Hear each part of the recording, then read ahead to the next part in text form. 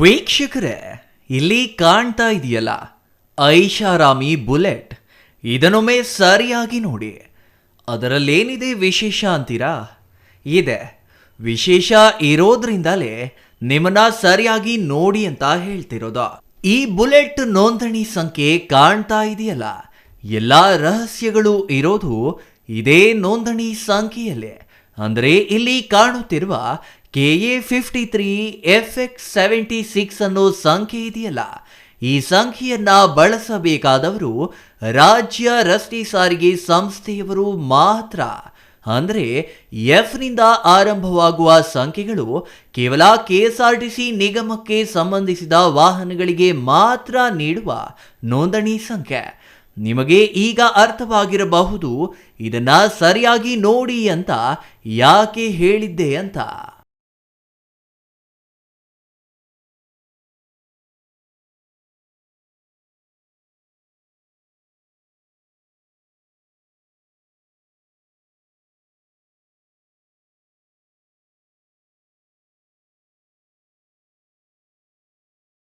Bullet ಬಳಸುತ್ತಿದ್ದವರು ಯಾರೋ ಬೀದಿಯಲ್ಲಿ ಓಡಾಡುವ ಸಾಮಾನ್ಯರೂ ಅಲ್ಲ, ಯಾವುದೋ ರಾಜಕಾರಣಿಯೂ ಅಲ್ಲ.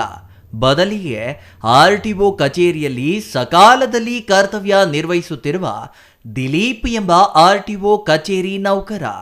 ಅಂದರೆ ನಾನು ಮೊದಲೇ ಹೇಳಿದಂತೆ ಬೇಲಿಯೇ ಎದ್ದು ಹೊಲ ಮೇಯುತ್ತಿರುವುದಕ್ಕೆ ಇದಕ್ಕಿಂತ ಉತ್ತಮ ನಿದರ್ಶನ ಬೇಕಾ? ಈ ದಿಲೀಪ್ ಎಂಬ RTO ನೌಕರ ಈಗಲೂ ಚಿಕ್ಕಬಳ್ಳಾಪುರ RTO ಕಚೇರಿಯಲ್ಲಿ ಸಕಾಲದಲ್ಲಿ ಕರ್ತವ್ಯ ನಿರ್ವಹಿಸುತ್ತಿದ್ದಾರೆ.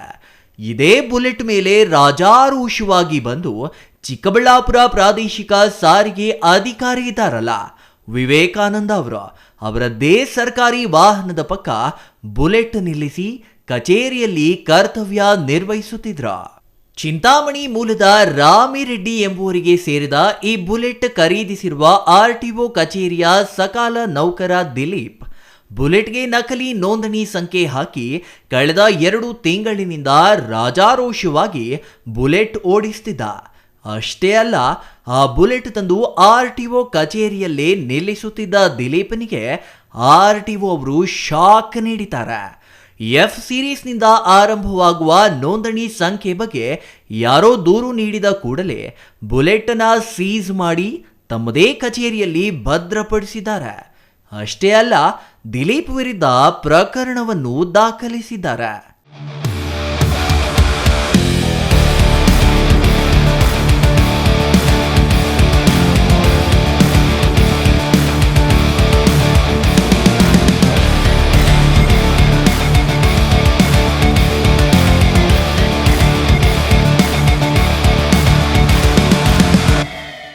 RTO ಅಧಿಕಾರಿ ವಿವೇಕಾನಂದ ಅವರೇನೋ ಅವರ ಕರ್ತವ್ಯವನ್ನ ಯಾವುದೇ ಲೋಪವಿಲ್ಲದೆ ಮಾಡಿದ್ದಾರೆ. ಆದರೆ ಅದೇ RTO ಕಚೇರಿಯಲ್ಲಿರೋ ಇತರೆ ಸಿಬ್ಬಂದಿ ಇದ್ದಾರಲ್ಲ, ಅವರು ಎಂತಹ ಕದೀಮರು ಅನ್ನೋದಕ್ಕೆ ಮತ್ತೊಂದು ದೃಶ್ಯವನ್ನು ತೋರಿಸ್ತೀನಿ ನೋಡಿ. ಎಫ್ ಸೀರೀಸ್ನಿಂದ ನೇಮ್ ಪ್ಲೇಟ್ ಹಾಕಿಕೊಂಡ ಕಾರಣಕ್ಕೆ ಸೀಸ್ ಮಾಡಲಾಗಿತ್ತಲ್ಲ ಈ ಬುಲೆಟ್. ಇದರ ವಿಡಿಯೋ ಮಾಡೋದನ್ನ ನೋಡಿದ RTO ಕಚೇರಿ ಸಿಬ್ಬಂದಿ ನಾವು ವಿಡಿಯೋ ಮಾಡಿ ಬರ್ತಿದ್ದಂತೆ ನೇಮ್ ಪ್ಲೇಟ್ ಮೇಲಿದ್ದ ನಂಬರ್ ಅಳಿಸಿ ಹಾಕಿದ್ದಾರೆ. ನೋಡಿ, ನೆನ್ನೆ ತೆಗೆದ ವಿಡಿಯೋಗೂ ಇಂದು ತೆಗೆದ ವಿಡಿಯೋಗೂ ಇರೋ ವ್ಯತ್ಯಾಸ ನೀವೇ ಗಮನಿಸಿ. ಅಲ್ಲಿಗೆ RTO ಕಚೇರಿಯಲ್ಲಿ ಎಂತಹ ಕದೀಮರಿದ್ದಾರೆ ಅನ್ನೋದಕ್ಕೆ ಒಂದೇ ದಿನದಲ್ಲಿ ಅಳಿಸಿದ ಈ ಬುಲೆಟ್ ನೇಮ್ ಪ್ಲೇಟ್ ಉತ್ತಮ ನಿದರ್ಶನ ಅಲ್ವೇ? ಇದೇನೋ ದ್ವಿಚಕ್ರ ವಾಹನ, ಇದನ್ನ ಬಳಸುತ್ತಿದ್ದವನು ಸಾಮಾನ್ಯ ಸಿಬ್ಬಂದಿ. ಆದರೆ ಮತ್ತೊಂದು ಕತೆ ಇದೆ.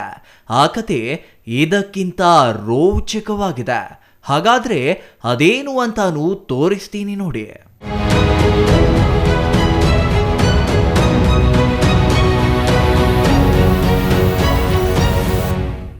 ಇಲ್ಲಿ ಕಾಣ್ತಾ ಇದೆಯಲ್ಲ KA13C2732 ಅನ್ನೋ ನೋಂದಣಿ ಸಂಖ್ಯೆ. ಇದನ್ನು ಒಮ್ಮೆ ಸೂಕ್ಷ್ಮವಾಗಿ ಗಮನಿಸಿ. ಇದು ಅದೇ ರೀತಿಯ ತಪ್ಪು ಮಾಡಿದ್ಯಾ ಅಂತ ಹುಬ್ಬೇರಿಸಬೇಡಿ. ಈ ಎರ್ಟಿಗಾ ಕಾರಿನ ಕಥೆಯೇ ಬೇರೆ. ಈ ಕಾರು ಹಾಸನದ ಆರ್ಟಿಒ ಕಚೇರಿಯಲ್ಲಿ ನೋಂದಣಿಯಾಗಿದೆ. ಈ ವಾಹನ ಪೂಜಾ ಜಿಎಂ ಎಂಬುವರ ಹೆಸರಿನಲ್ಲಿ ನೋಂದಣಿಯಾಗಿದ್ದು ಇದು ಯೆಲ್ಲೋ ಬೋರ್ಡಿನ ವಾಹನವಾಗಿದೆ. ಅಂದರೆ ವಾಣಿಜ್ಯ ವಾಹನವಾಗಿರುವ ಇದನ್ನ ಬಿಳಿ ಬೋರ್ಡು ಹಾಕಿಕೊಂಡು ಮಾನ್ಯ ಪೂಜಾ ಮೇಡಂ ಓಡಿಸುತ್ತಿದ್ದಾರೆ. ಈ ಕಾರಿನ ಕತೆ ಇಲ್ಲಿಗೆ ಮುಗಿಯೋದಿಲ್ಲ. ಇದರ ಹಿಂದಿನ ಚರಿತ್ರೆ ಬಗೆದಷ್ಟು ಭಯಂಕರವಾಗಿದೆ. ಅವೆಲ್ಲವನ್ನ ಒಂದೊಂದಾಗಿ ನಿಮ್ಮ ಮುಂದೆ ಇಡ್ತೀನಿ ನೋಡಿ. ಅದಕ್ಕಿಂತ ಮೊದಲು ಈ ಪೂಜಾ ಮೇಡಮ್ ಅವರ ಪರಿಚಯವನ್ನು ಮಾಡಿ ಆಮೇಲೆ ಕಾರಿನತ್ತ ಇತಿಹಾಸ ನೋಡೋಣ. ಇಲ್ಲಿ ನಡೆದು ಹೋಗ್ತಿದ್ದಾರಲ್ಲ ಇವರೇ ಪೂಜಾ ಮೇಡಮ್. ಇವರು ಚಿಂತಾಮಣಿ ARTO ಕಚೇರಿಯಲ್ಲಿ ಮೋಟಾರ್ ವಾಹನ ನಿರೀಕ್ಷಕರಾಗಿ ಕರ್ತವ್ಯ ನಿರ್ವಹಿಸುತ್ತಿದ್ದಾರೆ. ಕಾಣ್ತಾ ಇದೆಯಲ್ಲ, ಕಾರು ವೇಗವಾಗಿ ಓಡಿಸಿಕೊಂಡು ಹೋಗ್ತಿರೋ ದೃಶ್ಯ ಇದೇ ಪೂಜಾ ಮೇಡಮ್ ಅವರಿಗೆ ಸೇರಿದ ಕಾರು. ಯೆಲ್ಲೋ ಬೋರ್ಡಿನಲ್ಲಿ ನೋಂದಣಿಯಾಗಿದ್ರು ಬಿಳಿ ಬೋರ್ಡ್ ಹಾಕಿಕೊಂಡು ಓಡಿಸುತ್ತಿದ್ದಾರೆ. ಇಷ್ಟಕ್ಕೂ ಇವರು ಯಾರು ಗೃಹಿಣಿಯೂ ಅಲ್ಲ, ಕಾನೂನು ಗೊತ್ತಿಲ್ಲದವರೂ ಅಲ್ಲ. ಇವರೇ RTO ಇನ್ಸ್ಪೆಕ್ಟರ್ ಆಗಿದ್ದು ಇವರದೇ ವಾಹನಕ್ಕೆ ಈ ರೀತಿ ಬೋರ್ಡಿನ ಬದಲಾವಣೆ ಮಾಡಲು ಯಾವ ಅಧಿಕಾರ ಇದೆ ಅಂತ ಸಾರಿಗೆ ಸಚಿವರಾದ ರಾಮಲಿಂಗಾರೆಡ್ಡಿ ಅವರೇ ಹೇಳಬೇಕು.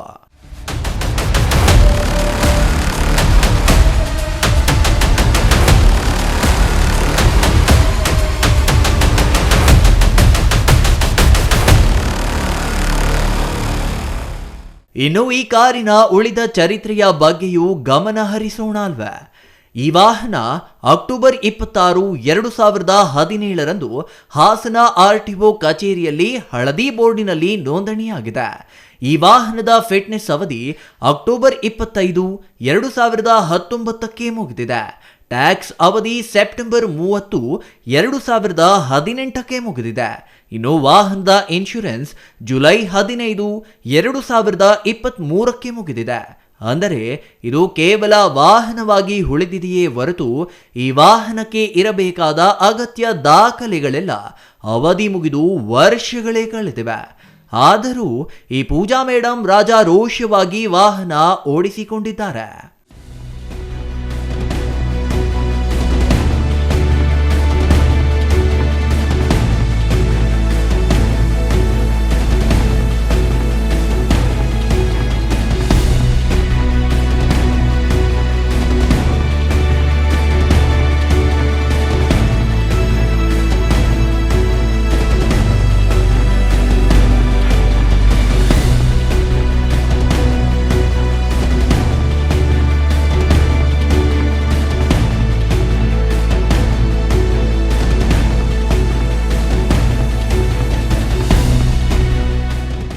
ಅದಕ್ಕೆ ನಾನು ಮೊದಲೇ ಹೇಳಿದ್ದು, ಕಾನೂನು ರಕ್ಷಕರು ಎನ್ನಿಸಿಕೊಂಡವರು ಕೇವಲ ಕಾನೂನು ರಕ್ಷಣೆ ಹೆಸರಿನಲ್ಲಿ ಅಧಿಕಾರ ಅನುಭವಿಸುವುದಕ್ಕೆ ಮಾತ್ರ ಸೀಮಿತರಾಗಿದ್ದಾರೆ.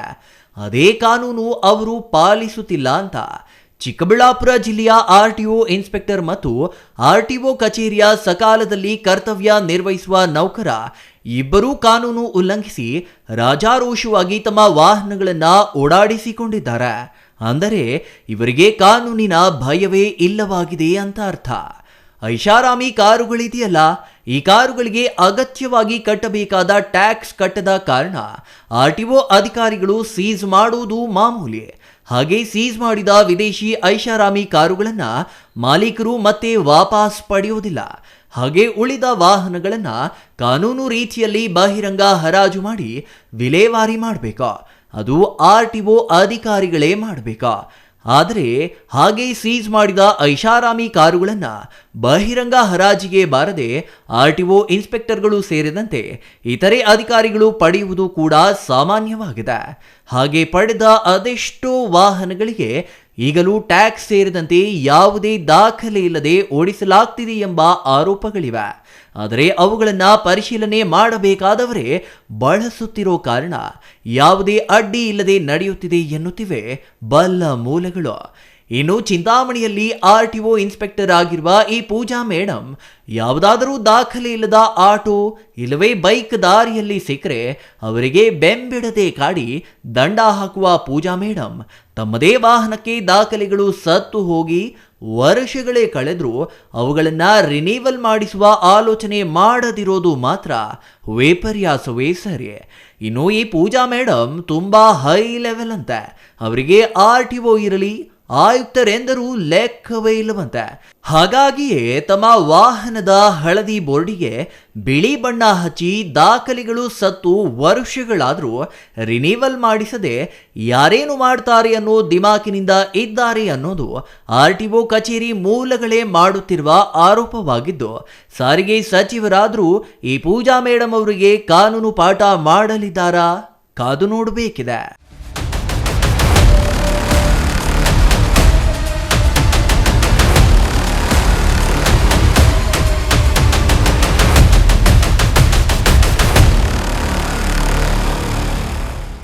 News bureau, CTV news, Chikkaballapur.